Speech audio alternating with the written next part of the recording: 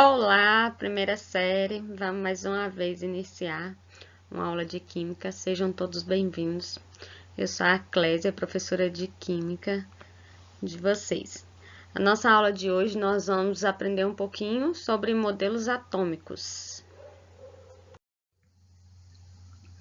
Antes, pessoal, no final dessa aula vocês vão conseguir diferenciar os diferentes tipos de modelos atômicos que foram evoluindo ao longo do tempo através de estudos de muitos cientistas, de muitos físicos, químicos, e vocês vão conseguir assimilar o que é um elétron, o que é um átomo e o que é um núcleo, do que é composto esse átomo, tá bom?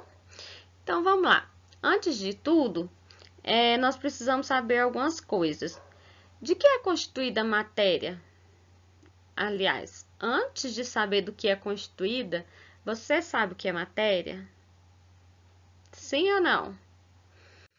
Matéria é o que chamamos de todo material que existe no universo. É tudo aquilo que ocupa lugar no espaço e tem massa. Tudo que é sólido, tudo que é líquido e tudo que é gasoso é uma forma de matéria. A matéria é formada por átomos. Agora entra. E o que é átomo? Vamos aprender. Átomo. Segundo os filósofos, começou essa conversa lá desde muito tempo atrás, lá no ano de 1800, sobre o que era o átomo. Então, os filósofos gregos, Demócrito e Leucipo, eu não coloquei o Leucipo aqui, estudava que o átomo era a menor partícula indivisível da matéria. Então, se você pegar um pedacinho de folha e for rasgando, rasgando, rasgando, rasgando, até chegar um pedaço que você não consegue mais dividir ele, segundo Demócrito e Leucipo, isso era um átomo. É quando ele não tem como mais dividir. Então, Demócrito achava que toda matéria existente era resultante de uma combinação de átomos de elementos da terra, ar, fogo e água. Então, tudo que se formava, que existia na terra, toda matéria que existia, eles falavam que era formada através desses elementos da natureza. O modelo atômico de Demócrito foi baseado numa intuição de matéria. Para eles, tudo que se formava, tudo que existia na natureza tinha relação com a natureza. Lembra lá de Lavoisier? Na natureza nada se cria, tudo se transforma? Então era isso que eles defendiam. Da mesma forma que eles achavam que a matéria ela era constituída de alguma coisa que se transformava em um certo objeto e se havia uma transformação e se transformava em outro. Então, isso era baseado nos conceitos dos filósofos gregos, tá bom? Agora, nós vamos falar um pouquinho mais cientificamente. Modelo, pessoal, quando fala de modelo, é uma coisa que está sempre em evolução. Quando você vai fazer um experimento de qualquer coisa, de qualquer área que você quer estudar, você primeiro faz um modelo. E aquele modelo ele vai ser estudado e aperfeiçoado. Então, assim, nenhum modelo que eu vou apresentar aqui agora houve um certo ou um errado, mas houve evolução de ideias. Então, por isso nós chamamos evolução dos modelos atômicos, porque é a evolução de um modelo. Então, um dos primeiros cientistas que começou a estudar a ideia dos modelos atômicos foi o Dalton. Dalton, ele já estudava muito cientificamente, porque ele tinha uma doença que ele confundia as cores. Vocês já ouviram falar daquela doença daltonismo? Então, daltonismo, eles deram esse nome em homenagem a Dalton, porque Dalton, ele já estudava a doença, porque que uma pessoa conseguia olhar em uma cor e enxergar a outra. Então, ele começou também a estudar o modelo atômico. E ele partiu da ideia lá de Demócrito, que era a ideia de que o átomo, ele chegava a dividir, a matéria chegava a dividir de uma tal forma que ela ficava tão pequena que ela se tornava indivisível. Então, o que Dalton sugeriu? Que o modelo atômico seria uma partícula rígida, indivisível, e ele acreditava que seria uma partícula elementar, que era a menor unidade da matéria, que é o mesmo conceito lá de Demócrito, né, dos filósofos. Ele ficou conhecido, o modelo de Dalton, como bola de bilhar. Então, todo mundo aqui já deve ter visto uma bola de sinuca, certo? Uma bola de sinuca, ela é bem rígida, né? Então, olhando assim, aparentemente, ela não tem vazios nela. Então, Dalton acreditou que era assim, o átomo, que ele era indestrutível e ele era maciço. Então, esse era o modelo de Dalton. Beleza? Então, assim, como os cientistas nunca ficam conformados com ideias só, veio outro cientista, esse que chamou Thomson. Ele queria melhorar a ideia de Dalton. Por quê? Porque ele queria saber se dentro desse átomo não existia nada. Por que ele é maciço? Por que ele é indestrutível? Então, Thomson surgiu um modelo no qual os elétrons com cargas negativas estariam distribuídos uniformemente em um grande volume de carga positiva. Esse modelo ficou conhecido como pudim de passas. E ele entendeu também que aqueles pequenas cargas negativas, ela era carregada eletricamente. Então, imaginem só, ele relaciona com pudim de passas. Todo mundo aqui já deve ter visto um panetone. Vou falar, às vezes você nunca viu um pudim de passas, mas um panetone todo mundo já viu. Lembra que o panetone ele tem uma massa e tem algumas frutas cristalizadas? Então, na ideia de Thomson, toda a massa do pudim era a carga positiva. E as frutinhas cristalizadas são as cargas negativas. Todo cientista que falou alguma coisa parecida nesses modelos, ele fez um experimento. Então, assim, ele não dormiu e acordou, eu acho que é isso. Não, eles estudavam, faziam experimentos. Então, nessa figura aqui, deixa eu pegar o laser aqui para mostrar para vocês. Nessa figura aqui, mostra o experimento de Thomson. Então, ele pegou uma ampola, colocou polônio aqui na pontinha dessa ampola e ele injetou energia. E o que ele fez? Ele colocou ímãs e bateria de fora dessa ampola. O que ele queria saber? Que quando essa energia fosse jogada para dentro dessa ampola, ele queria saber se essas baterias aqui fora e os ímãs iriam fazer desviar esse foco. Então, o experimento de Thomson ficou conhecido como experimento de raios catódicos. E o que aconteceu? Essa bateria esse sistema aqui de fora conseguia fazer com que houvesse desvios desse raio, dessa luz que era emitida aqui dentro, sob uma pressão. Então, o que ele identificou? Que ali havia outros tipos de carga, que além da positiva também existia a carga negativa, que são esses pontinhos vermelhos aqui. Tá bom? Então, esse foi o pudim de passas, o modelo de Thomson. Olha, quando Thomson estava pesquisando os raios catódicos, ele verificou que eles poderiam ser interpretados como um feixe de partículas carregadas negativamente. Então, ele via que esses feixes se desviavam quando tinha ali o magnetismo por fora da ampola. Então, essas partículas ele chamou de elétron. E ele atribuiu a essa carga negativa, esse elétron como carga negativa. Por isso que hoje a gente tem os elétrons como carga negativa. Então, foi uma descoberta muito importante. Até agora, foi uma evolução muito legal.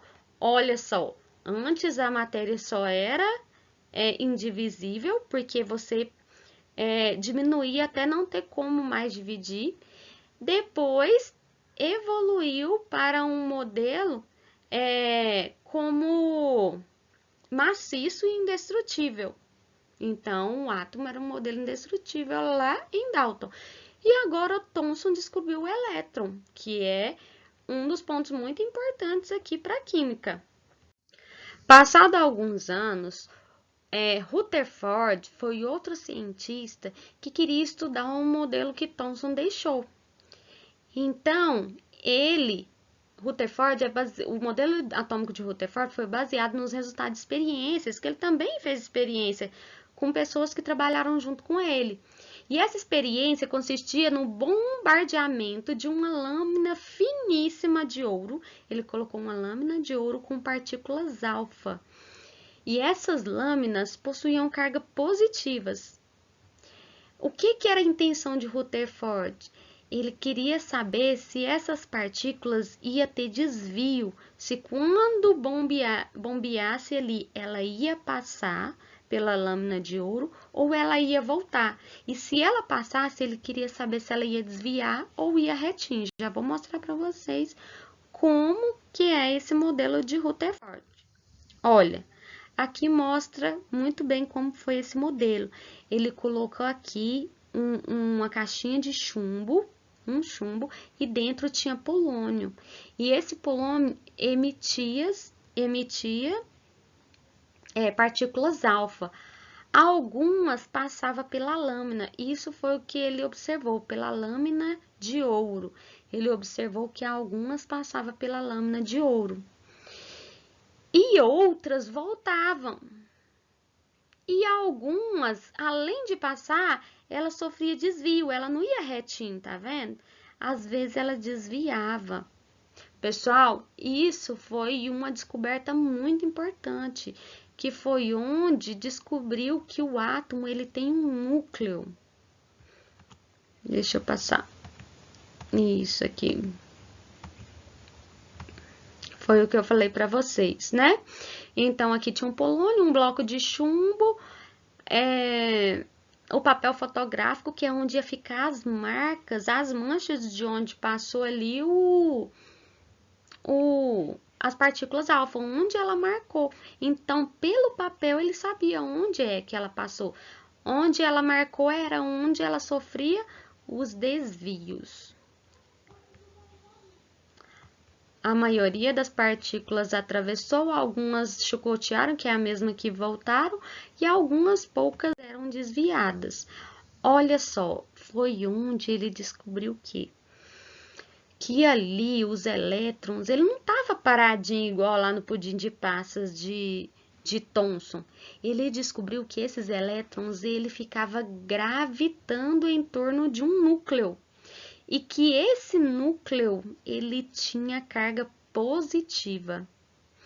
E sabe demais que o núcleo, ele é muito, muito, muito, muito pequeno.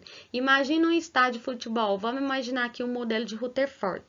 O estádio de futebol, ele é o átomo. A bola de futebol no meio do estádio, ela é o núcleo, que está carregada com carga positiva. E todas as pessoas sentadas na arquibancada são os elétrons em volta. Então, esse era o modelo de Rutherford. Olha só que existia elétrons de carga negativa ao redor da eletrosfera e lá no meio existia um núcleo com carga positiva. Beleza? Conseguiram entender? Então, olha, o que ele chegou à conclusão? Que o núcleo era constituído por prótons de carga positiva e de nêutrons. E os elétrons de carga negativa giravam em volta do núcleo, ocupando uma grande região conhecida como eletrosfera. Esse modelo também era chamado de planetário. Pessoal, tem outra analogia que a gente pode fazer com o sistema de Rutherford, com o modelo de Rutherford, que é o quê? O sistema solar. O modelo do sistema solar, ele é planetário, né? Que tem aqui a Terra no centro e tem os planetas que giram em torno. Tranquilo? Então, esse modelo também é conhecido como planetário ou sistema solar. Mas havia um problema com o modelo de Rutherford. De acordo com a teoria eletromagnética, os elétrons que giravam em torno do núcleo emitiam continuamente energia, já que se tratava de carga em movimento. Então, ela ficava girando, então ela era carregada de alguma carga. Com a perda dessa energia, os elétrons poderiam se aproximar gradualmente do núcleo em trajetória circular ou espiral, até que se chocasse com ele, acarretando um colapso na matéria. Então, aqui vem um ponto importante que é onde entra outro cientista que conseguiu explicar isso. Então, o dinamarquês Niels Bohr conseguiu solucionar os equívocos cometidos por Rutherford, baseando-se na teoria quântica, e essa teoria ela é muito utilizada hoje. O que ele disse? Que um elétron em um átomo se move em órbita circular em todo o núcleo sob uma influência de atração coulombiana entre o elétron e o núcleo, obedece às regras da mecânica clássica. Vamos ver o que é isso. Porque apesar de estar constantemente acelerado, um elétron se move uma dessas órbitas possíveis nos estados estacionários e não emite e nem absorve radiação eletromagnética. Portanto, sua energia totalmente permanece constante. Então, onde ele está aqui no seu nível, onde o elétron está, a sua energia permanece constante. E olha o que Bohr estudou e chegou à conclusão que essas órbitas circulares elas eram denominadas níveis de energia. Então, significa que cada átomo tem um nível diferente. Ele pode pular para um nível para fora, para cima, mais longe do núcleo? Pode. Ele vai precisar de receber energia para isso. E quando ele perde energia, ele volta para um nível menos energético.